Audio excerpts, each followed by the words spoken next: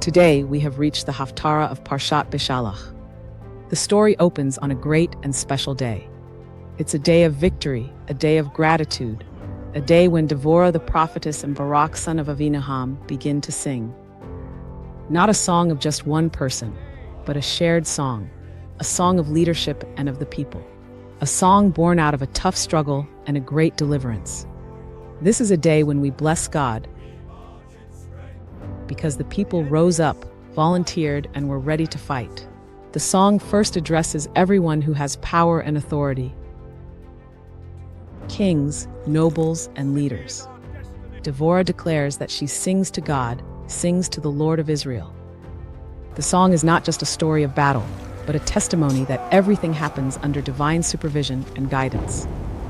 God is described as the one who goes forth, marches, and shakes the earth. The skies drip, the clouds pour down water, and the mountains tremble. The description brings back memories of Mount Sinai, of the moments when the Jewish people saw and felt God's revelation in the world. The song also describes the difficult period that preceded the victory. In the days of Shamgar and Yael, the roads were no longer safe. People were afraid to travel on the main roads and preferred crooked paths instead. The open settlements in Israel disappeared. Life came to a halt, and the people lived in constant fear. This situation continued until Devorah arose. She describes herself as a mother in Israel, a figure of leadership, responsibility, and care for the community.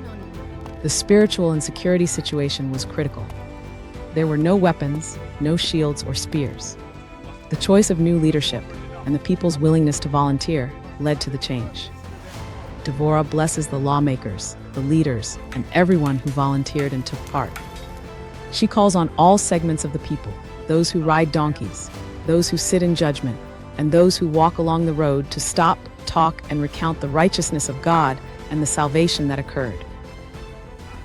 The moment is described when the people return to the gates, to the cities, to life. Devorah stirs herself to sing and calls on Barak to rise and take action. She emphasizes that God dominated the strong for me, and that this is a struggle in which God's hand is present.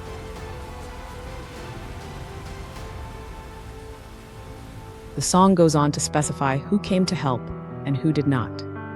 From the tribe of Ephraim and Binyamin, warriors came out, and from Zvolun came skilled scribes. Yisahar stood with Devorah and with Barak, and went down to the valley to fight, but not everyone joined. The tribe of Reuben hesitated. Devorah describes their hesitation as heart-searching, deep thoughts, but without action. She asks why they stayed by the borders. Why did they prefer to listen to the whistling of the flocks instead of coming to the battle? Gilhad also stayed beyond the Jordan. Dan chose to remain with the ships, and Asher stayed by the seashore. In contrast, Zvolun and Naphtali risked their lives, went up to the heights of the field, and were ready to give everything. The battle itself is described with intensity. The kings of Canaan came and fought in the area of Tanach, by the waters of Megiddo, but they took no silver as plunder. The song emphasizes that the struggle was not only on the ground. Even the stars in the sky fought against Sisera. The Kishon River swept away the enemies, and the waters carried them off. The horses galloped, the hooves thundered, and the mighty force collapsed. In the story, the figure of Yael, the wife of Heber, stands out. She's described as the most blessed women. Sisera, the Canaanite army commander, flees and arrives at her tent, asking for water, but she serves him milk.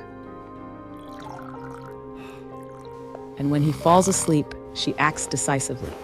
With one hand, she takes the tent peg, and with the other the hammer, and strikes Sisera.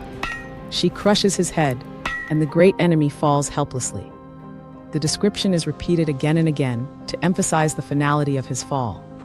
The song shifts to a completely different scene. Sisera's mother peers out the window. She waits patiently.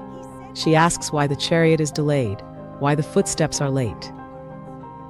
The women try to comfort her, telling themselves that Sisera is surely dividing the spoils. They imagine colorful clothes, embroidery, and jewelry, But all this is happening while he already lies dead, far from home, without honor and without victory. The song ends with a sharp and clear message. So may all the enemies of God perish, but those who love him will shine like the sun in its strength.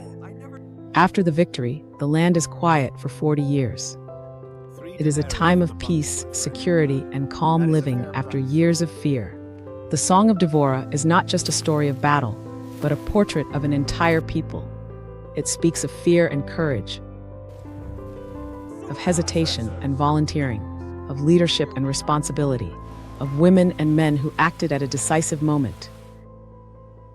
It reminds us that salvation comes when the people unite, and when we understand that true strength lies not only in the sword, but in the hand of God, who guides all of history.